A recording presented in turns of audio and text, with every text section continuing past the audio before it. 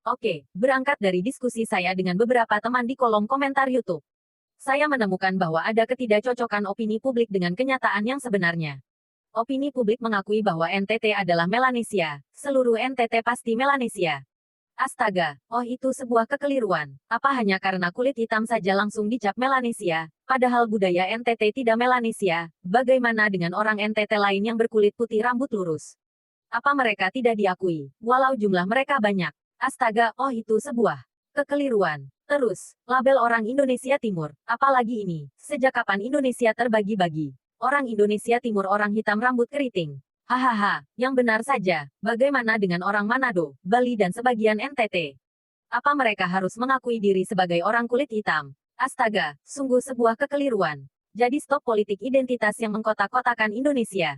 Kalaupun ada Indonesia Timur, itu hanya Ambon dan Papua saja, yaitu waktu Indonesia Timur. Dan kalau mau lucu-lucuan, Indonesia Utara adalah Manado, dan Indonesia Selatan adalah NTT. Hahaha itu baru agak benar pengkotak-kotakannya. Buset deh, kita terbagi-bagi. Cukup saja bilang kalau kita Indonesia. Tidak ada Timur, tidak ada Indonesia Barat, Indonesia Utara atau Indonesia Selatan. Kita Indonesia yang berbeda-beda tapi satu. Oke sudah cukup intronya. Sekarang saya mau fokus ke pemikiran bahwa NTT bukan Melanesia. Penjelasan ini akan dirincikan atas pengakuan orang Melanesia yang tidak mengakui NTT dan Ambon sebagai Melanesia. Migrasi ras ke NTT, perbedaan NTT dan Papua, dalam bentuk, perbedaan bentuk fisik, perbedaan pakaian, perbedaan makanan, perbedaan alat musik, dan perbedaan senjata. Oke kita mulai penjabaran perbedaan NTT dan Papua Melanesia. Yang pertama, tentang pengakuan orang Melanesia. Beberapa orang Melanesia tidak mengakui NTT dan Ambon sebagai Melanesia.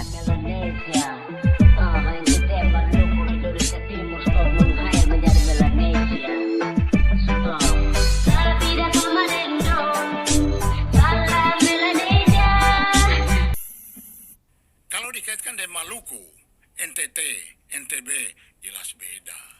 Oh nggak sama? Nggak sama, bukan Melanesia dong. Bukan Melanesia dong.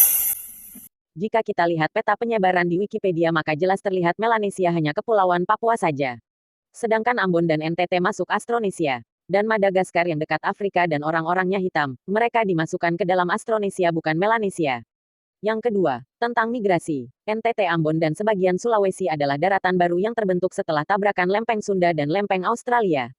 Lempeng Sunda orang Austronesia, lempeng Australia lepas dari Afrika dan membawa orang aborigin dan Melanesia. Setelah NTT terbentuk barulah datang orang Austronesia dan Melanesia. Jadi sampai di sini jelas kalau Austronesia dan Melanesia adalah pendatang di NTT.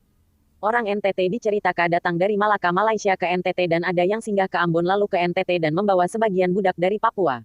Mereka hidup di NTT. Silsilah mereka bisa dilacak lewat marga keluarga. Dan tahun 1700 datanglah Portugis. Sebelum Portugis pedagang China sudah duluan masuk bersama dengan migrasi dari Malaka. Orang Portugis banyak kawin dengan orang NTT. Bisa dilacak dari marga orang Timor dan Flores yang berbau Portugis. Setelah itu baru orang Belanda masuk. Setelah itu orang Indonesia masuk juga.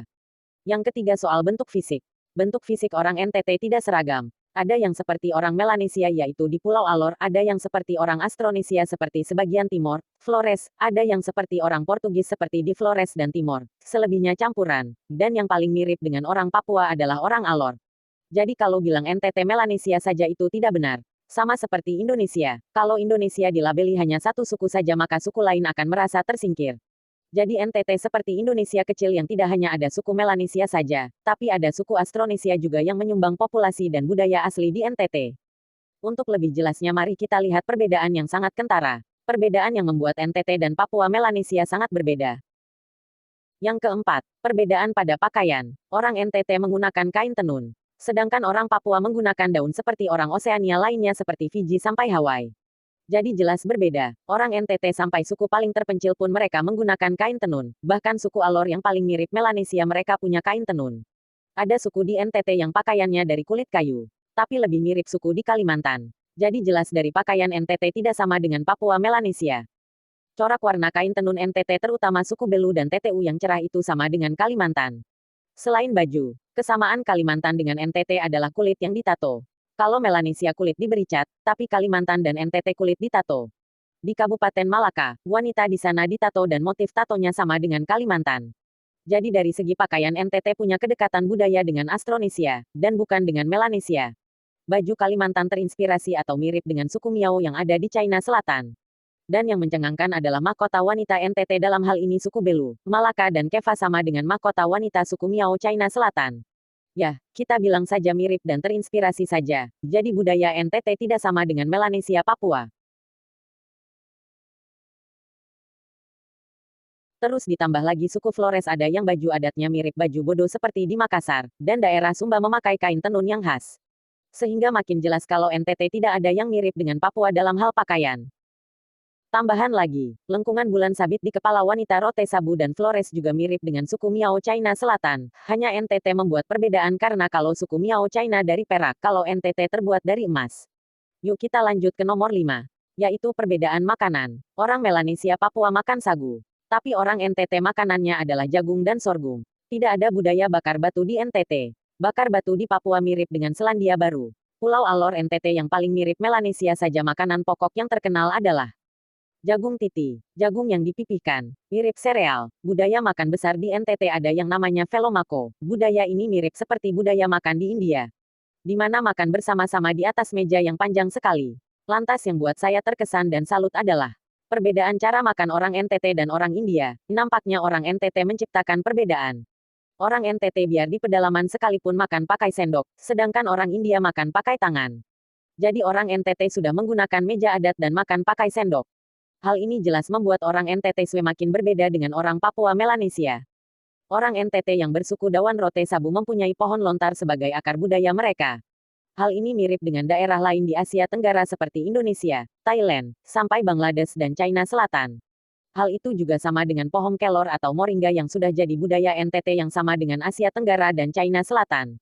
Jadi sangat jelas terlihat kalau budaya makan orang NTT tidak sama dengan orang Melanesia, tapi budaya makan orang NTT lebih dekat ke budaya makan orang Austronesia, India sampai China Selatan. Sampai sini sudah terlihat jelas ya kalau NTT dan Papua Melanesia sudah punya perbedaan budaya yang jauh, dan hampir tidak ada kesamaan.